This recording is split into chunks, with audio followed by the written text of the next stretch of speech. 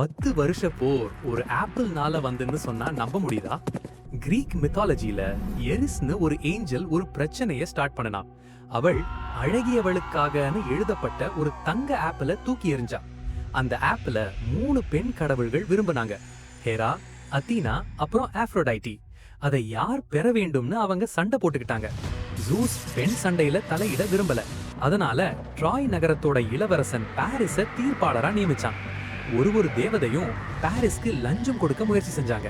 Hera பலத்தை தருவதா சொன்னாள், அத்தீனா ஞானத்தை தருவதா சொன்னாள், ஆஃப்ரோடைட்டி உலக அழகியான ஹெலனோட காதல தரேன்னு சொன்னாள். பாரிஸ் ஆஃப்ரோடைட்டியை தேர்ந்தெடுத்தான். அப்புறம் பாரிஸ் ஹெலனை அவளோட கணவன் கிங் மெனலாவுஸ் கிட்ட இருந்து வலுக்கட்டாயமா கூட்டிட்டு போனான்.